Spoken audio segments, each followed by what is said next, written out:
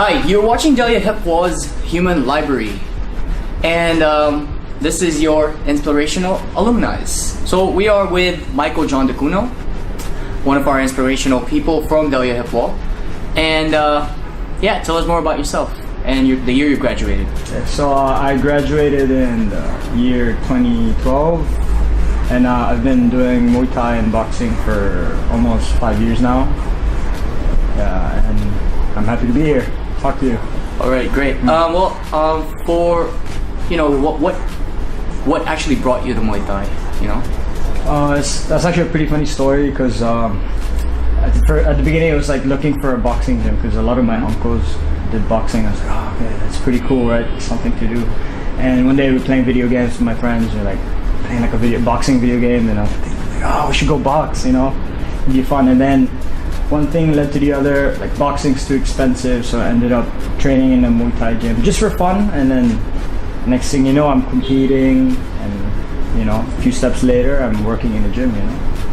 That's great. Yeah. Throughout the experience, I mean, did you ever have anything that has to connect in hip hop? Maybe like a challenging moment that you think connected to bringing you where you are today?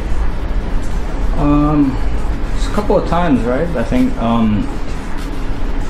there's a few moments in hip hop where you're doing a lot of things. You're trying to meet deadlines, meet targets. I think it's like it's similar to, let's say, preparing for a fight or a competition. You need to put in the time and the work to reap the results, right? So you get whatever you put in. What about being an ethnic minority in Hong Kong, trying to pursue what you were pursuing? What's your experience on that? So clearly there's, I thought it wouldn't be affecting my career or competition-wise, right? There's actually a few times that it happened, like, because you're obviously a non-local, you compete in a local scene, and the judges may be a bit biased towards you because you're obviously non-Chinese, right? You're an ethnic minority. I remember one time, this was like 2013, I went to fight in Kowloon, and then each fighter comes out with their flag, right? And I think this was just after the whole incident in Manila with the bus hostage thing. Yeah, so I came out with the flag, and then I saw people be like, boo, like, saying nasty things about, our country and everything, but you have to understand, like, people are angry and stuff is still real, So yeah, I mean, from time to time, you see it in competitions or in judging. So I was surprised, but then I came into I understood the situation. So okay. How did the fight go though? After experiencing that, energy, that type did it of energy actually fuel you? Actually, you know what? I didn't know. I didn't hear till my friends were in the crowd. There's people screaming nasty things about our Philippines and stuff, and saying racist stuff. So I didn't know until after the fight they told me. So. Okay, but as long as you did a good beating, did you? Oh yeah, that's okay. Right, that's good. Wasn't too bad. Okay. Well, next question. What do you have to say to the people seeing what you do and what is actually the reality of what you do, behind the hardship? Okay. Okay. So, look, if what you see is just maybe 10% of what I really do, and there's a lot of misconceptions of what I do. I don't just come to work or train and just beat people up. You're still training as an athlete. You have to sleep right, you have to eat right, you have to run, and it can be quite lonely because you have to do all these things, and it's a very committed sport, right? You need to put in the time and the work, and training is just what athletes would do: run, kick the bag, hit the pads. So that's what people don't see, the hours and hours of time you spend in the gym, social events you miss because you're trying to sleep or cut weight or train, and they just see you for maybe 9 minutes in the ring, and you don't really see what's underneath it. Yeah. And yeah, training is not, it's hard, it's really hard, but it's not very violent, so. Okay. So it takes a lot of beatings to actually get to where you have to be. Yeah, it takes time. All right. Well, What about your future plans? You know, starting from today, like, what are you thinking? What's going on next year? What should we look forward to? Hopefully more fights, man. Like, see how far we can get, or how far I can go into this, you know, this path, and hopefully one day open my own gym, or you know, help back with the community. I'd like to definitely help out youth. You know, set them a path.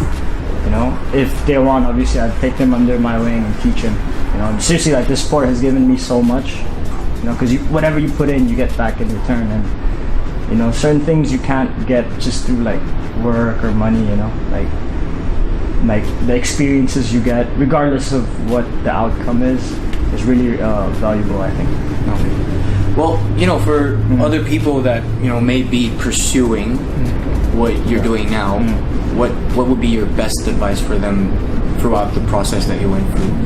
Okay. So train as much as you can.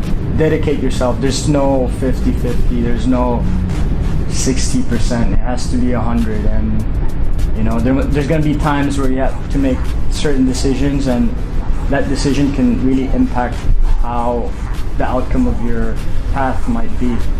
You know, it's just like, let's say, you know, you have a fight coming up, or you have competition coming up, and then whether or not you choose to go out or stay at home and rest will affect that. And whatever